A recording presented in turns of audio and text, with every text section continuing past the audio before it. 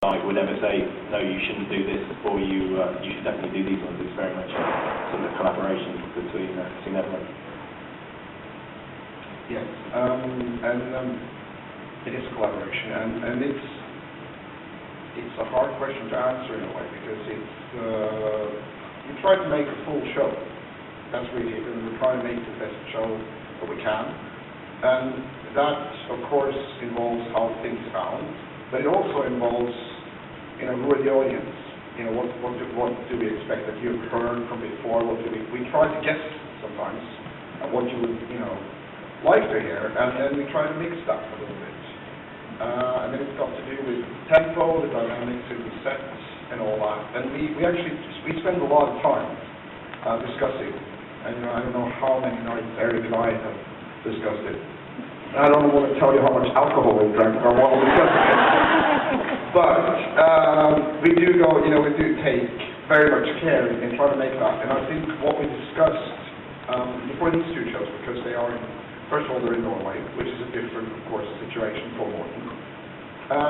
Secondly, it was his birthday, so we wanted to do something different, and we threw some ideas at him, and of course, the ultimate thing is that he's going to be comfortable singing it. So, I'm sure you've noticed that we took out some aha songs that we put out in some more solo songs.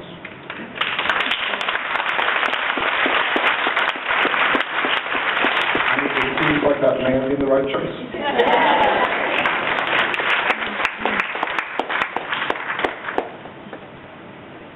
And he's excited and glad to hear that. And very soon you'll hear more. And he's looking forward to connecting with you more online. So that's all I can say right now. But that's from Paul. And he said thanks a lot for coming here and celebrating AHA this weekend.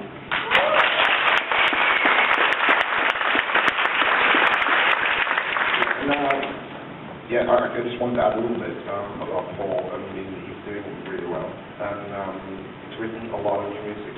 I think he's got probably a couple of albums worth of songs. And of which I've heard about 7 or 8, and they're really, really good. So I hope you get to hear them soon.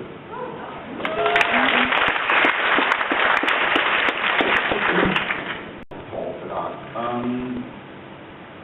So I don't want to speculate too much. I don't think it's weather vane. It may be Savoy. It may be. It may also be. There's a female singer that has recorded a lot of old songs that may be released. And I don't know. Maybe he'll write a song for Morten. Who knows?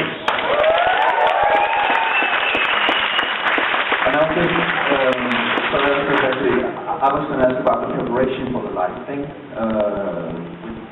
with Erik who plays with AHA. Who's the toughest one to satisfy of the 3 guys when you play the second thing? And why, of course. We're not going to tell you why. Well, I mean, they're all quite, I see them as like this beast you have to take. No, I think that, to be perfectly honest, I never really try to, if I think that I'm going to go in and satisfy them all, I will lose. So, I really got to trust myself, and maybe do some mistakes, but and I really got to go for what I think is best, and I don't think that they will. Very seldom they will all be happy with what I'm doing. That's a very honest answer, but. I think that it's been very honest. They do a very good job of from what I saw of it in 2010 of keeping everyone happy. It's an enviable task. I wouldn't want that job, and I think Erik is very good at keeping that balance, and does very well at pleasing everyone.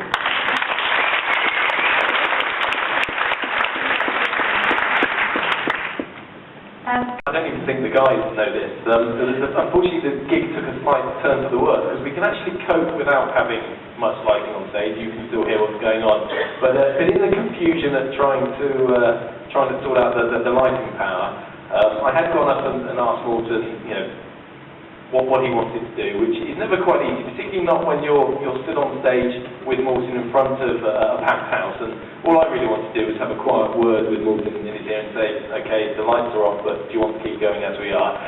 Instead, he sort of thrust his microphone under my mouth and sort of wanted me to tell you all what was going on. So Morten and I had a little chat very publicly with everyone, but he was happy to carry on. So I thought, well, this is okay. He can carry on with the one line we've got at the minute. Everything else is working audioly, working from an audio point of view. So I went back to then, still continuing to try and get the power on. But inadvertently, in the dark, while trying to get the power on, we then managed to switch the sound off. So even more confusion, as certain elements of our equipment is backed up with batteries, basically. So Erik's equipment will stay on even if the power goes off to protect the equipment. So for a minute or two, Morten's on stage with these guys. Obviously, you can tell something's happened because very quickly the power went on and off. He sort of thinks it's okay, but we know that nothing's coming out through the speakers to the auditorium because that equipment takes a while to reset once the power's gone off. So, yeah, there was quite a bit of confusion there, and eventually I thought the best thing was to take all the guys off stage, reset everything, and make sure it was all definitely working 100% before we came back on. But it was an interesting show. I have to say, actually, one of the more memorable and in some ways enjoyable shows. It's not often something like that happens, and you can often wonder how Morten's going to react. But actually, he thought it was all rather amusing and quite enjoyed a break from the norm and having a bit of excitement during the show. So it was I think everyone was very positive at the end of the show, and enjoyed the slightly quirky experience.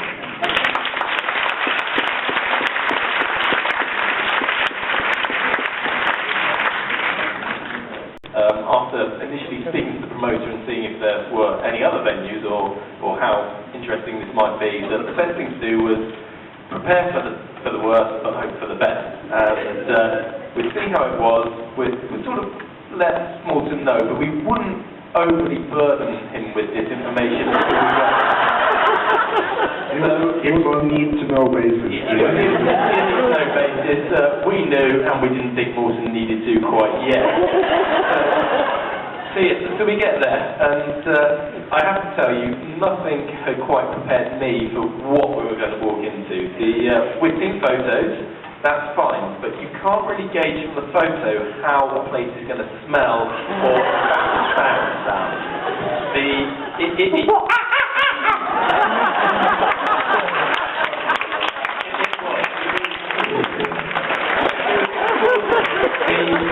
To give you an idea, it was an actual building rather than a tent, but it was very much your traditional circular circus sort of tent style setup with a ring in the centre, high seating in almost 360 degrees around, and only a number of metres behind the entrance to the actual performance area were a set of cages in an area about the size of this auditorium which housed every animal known to man. I mean, I couldn't name half of them. And unfortunately, they weren't kept in the best conditions, and they did their business pretty much on the floor, which pretty much covered the entire floor. So, yes, when you got in there, it was quite stifling to smell. But fortunately, Morten actually, he didn't seem to mind this when we arrived. I was a little bit nervous, but again, a bit like the Paris show, I think he was quite excited to be doing something slightly out of the norm. It's not every day you play a circus. However, it did lead to one of the most surreal conversations with a promoter I've ever had to have, which is, we'd scheduled the show to start at, I think, 7:30, as we do for most nights on that tour. Only, unfortunately, that coincided with live feeding time. And I was genuinely asked, could we postpone the show by 30 minutes so that the lions could be fed before the show began, because the noise made by the lions during feeding was actually louder than our PA, and demonstrated earlier that those noises were like something out of a horror film. It was crazy. So certainly the most bizarre place I've ever sort of taken anyone to do a show has to be the Elizabeth circus.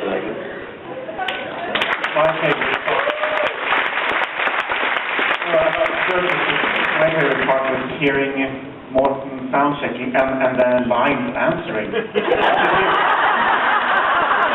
That was memorable. They gave him about Fred's money on his oohs and his ahs during sound check. There was some interesting replies. Yeah, I got to say that. I mean, I didn't remember it, but when you brought it up, it's definitely the weirdest thing I've been to as well. And once again, leading up to it, when James, I also did the same thing. I looked at the itinerary, looked at the contract, it says circus. And, okay, yeah, circus, whatever. And then James makes me aware that it's an actual circus.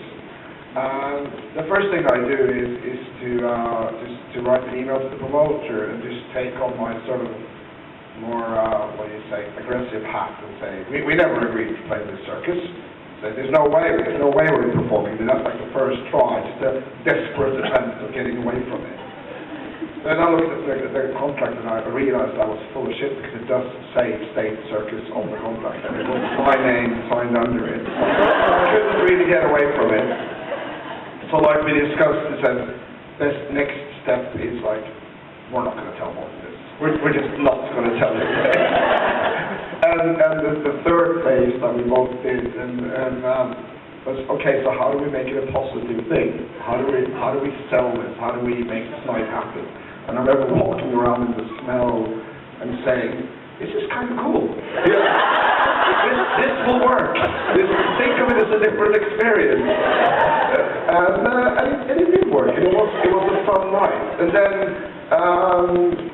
Morten also had a lot of fun with it, I think, because also when the band went off stage, and obviously, as you all know, they will come back and play more songs. It's a rock and roll ritual. And so he came back and he said, we have to do a few more songs. There's lions back there. And then when he came on to do Take On Me, he said, there's still lions back there. So that was a very, very, very special night. I think for the best venue that I've been involved with, or something, I mean, there's definitely something about the Royal Albert Hall, I think. Great, and I think also like when we opened the tour in 2010 in Luna Park, Argentina, was really, really cool. It was special. I think that's where what's their names? I mean, that's where Edith met her husband at a dance or something. I think whatever. I mean, that's the first thing we're told when we get in there. Like, certainly, it really gets a ring to it. And I think also. Ullevål Stadium at the last tour. I don't know if any of you were there, but there's also a story that we wanted to do something special for those stadiums, and James does a lot of that preparation. He will work with various suppliers and designers and light designers. We do designers everything. And bring suggestions to the band and me. And of course, it became extremely expensive to do that show, but it turned out really good. And I've never felt so good and bad in my life, I think, as I did during that show, because I thought, they'll shoot me for spending all this money, but it's worth it. So I think it will pay those legs. Yeah, absolutely. I just add on that actually. When looking at the proposals for those stadium shows, I knew the band wanted to do something really, really spectacular. But I also knew there was, as with everything, a budget. And particularly to try and put together a tour for just 4 shows in stadiums, that's not really the norm. Normally, if you get a band that wants to do a big stadium spectacular, they'll be doing a big long run where obviously the setup costs are huge, so you do a number of shows to then be able to recoup the money. 4 shows isn't really enough to recoup any money on the kind of outlay you need to have for that kind of spectacle. So in careful discussions with Harald about different levels of budget and different options, working closely with the sort of our design team, I put together 3 options. This is the sort of, will still be a good looking show, but a more standard setup that's sort of closer to the original budget we wanted to work with, and here's increasing options. And I'll be honest, I sort of hedged my bets. I thought what I'll do is I'll go for the one that's definitely more realistic financially, but perhaps a tiny bit boring compared to what we could do. Let's do the amazing spectacle where it has absolutely everything, and then let's do one in the middle. Thinking to myself, we'll probably end up with the one in the middle, that's usually what happens. But in all fairness to the guys, no, they wanted to go all out, no compromise at all. So we ended up with definitely the all singing, all dancing, and I think it's a fantastic achievement from everyone involved to actually get such a large production just before shows. I'm not really sure of anyone that's ever toured something of that size, certainly around Norway, with just before shows, and that shows the dedication of the band to deliver something to all you guys that, was truly a once in a lifetime and a half. So.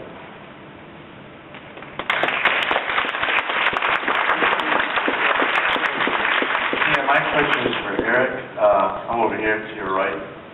That's what I was wondering as well. Or is it just falling down? So the last thing you want to do is run out on stage and try and correct something which doesn't need to be corrected and look like it's fallen, potentially messed up the performance because you've got a load of technicians fussing around Magna with a mic stand when he wants to be bending down. But no, I think actually that was a technical error on our part, and it was falling down with his own accord, and perhaps we made the wrong call, and Max would like us to have gone out and tightened it up for him. And there's a little tiny story there as well, because we were obviously laughing about it after the show. I didn't like seeing it from the audience. I don't like things going wrong, but so when I went backstage, and Max was the first one I met, and he says, Harald, I know we split up, but can I please just fire that guy before we really split up?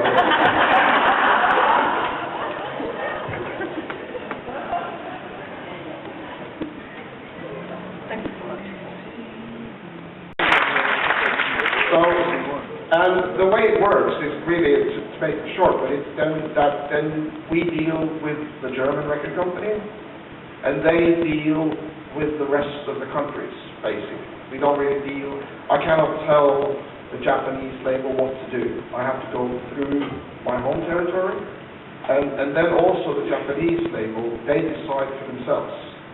So it's their decision. So if they want to do it on a different date, or if they don't want to release it, it's all there. It's not something that I can decide. I mean, I would love to have it everywhere, of course, and I especially love going to Japan. I would figure out any excuse I can for somebody to send me there, so we will never exclude Japan. Well, we'll try our best to get there. Thank you so much. I believe 4 years to make this photo book. So, we're working on it. So I guess in about 50 years it'll be a documentary. Now Erik will tell you how to make a song. About movies, we decided to play some more solo songs on these gigs, and movies was actually quite a big hit in Norway, so that's why we chose to reverse that one. Yeah. So yesterday was the first time we played that one.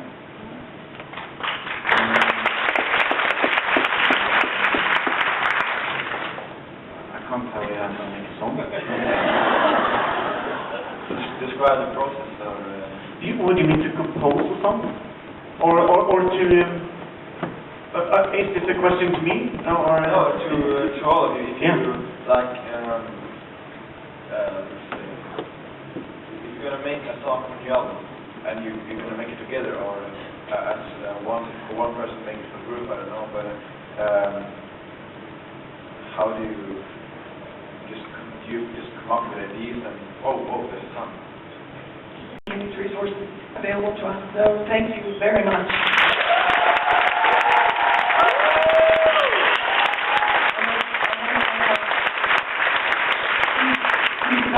Successful because you make them successful. We can't, if you're not willing to get on a plane and come and join us and make it a celebration. It's meant to be fun. It's to celebrate a career of an amazing artist. and hopefully continue your career, and we'll meet again and so forth. So thank you for your passion and energy and excitement, because it keeps us doing these things. So thank you very much to all of you for coming. And looking forward.